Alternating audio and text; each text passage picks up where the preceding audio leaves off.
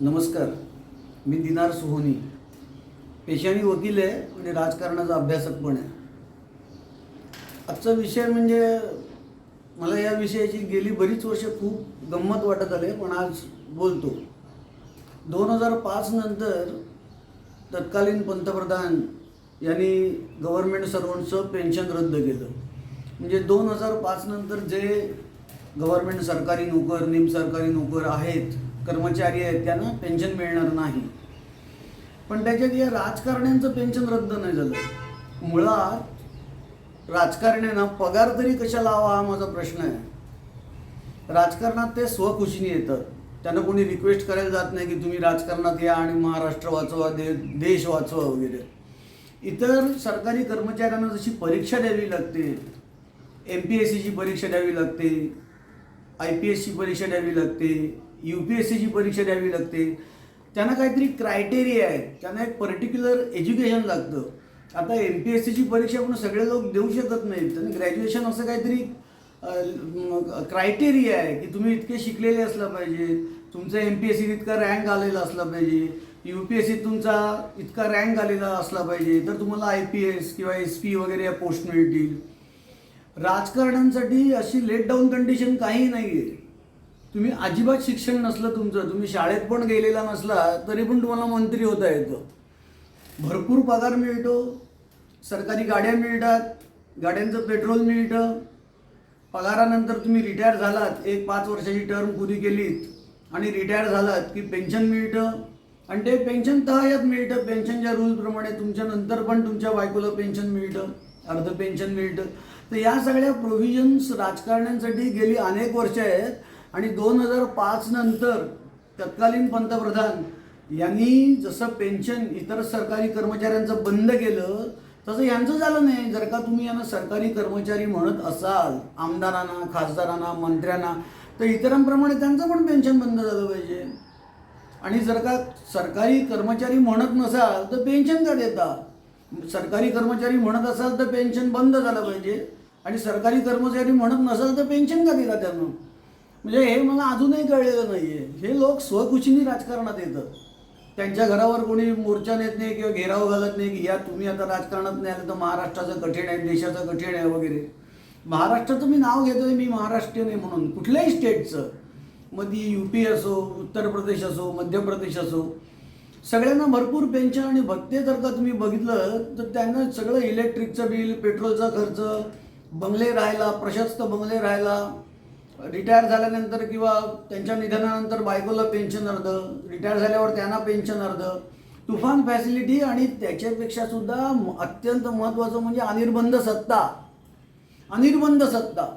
हे सगळे मंत्री म्हणजे लोकसेवक नसून राज्याचे किंवा पूर्वीचे जसे संस्थानिक आणि जमीनदार वगैरे वागायचे, पूर्वीचे राजे जसं वागायचे तसे वागतात.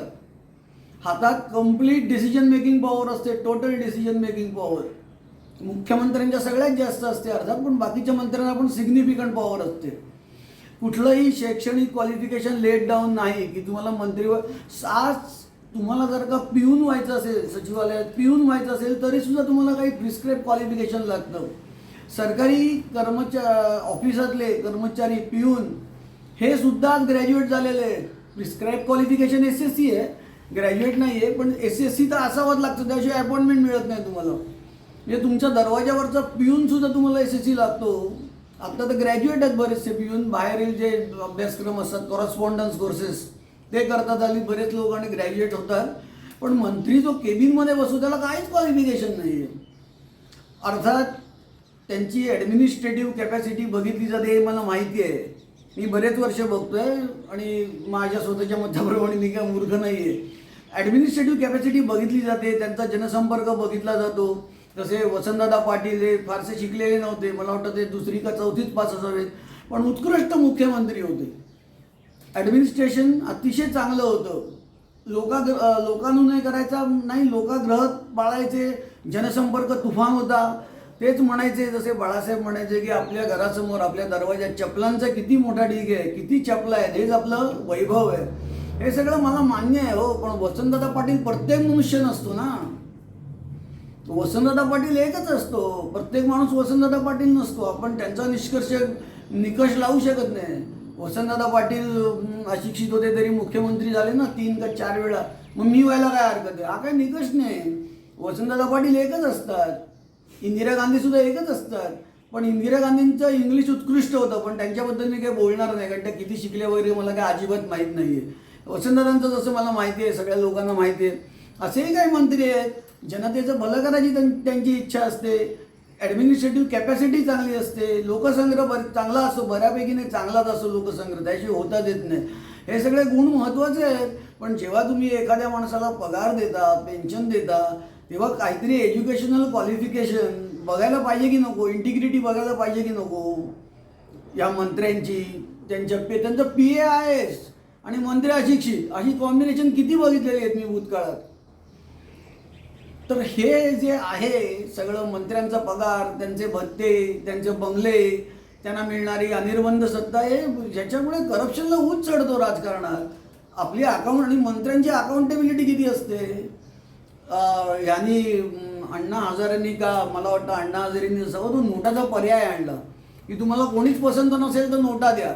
पण हा पर्याय आणला, पण किती जण नोटा देतात? सगळेच जण नोटा द्यायला लागले तर असं म्हणून नाही, नोटा फार कमी असतात. नोटा जर का सगळ्यांनी दिला तर आपल्याला राज्यकर्ताच मिळणार नाहीत. त्याच्यामुळे ज्यांना डिसिजन घ्यायची जी अमर्याद पॉवर असते ती आपणच देतो, मतदार देतो आपण यांना पॉवर, की तुम्ही डिसिजन घ्या आमच्या वतीने. आणि पुढे काय होतं तुम्हाला माहितीच आहे.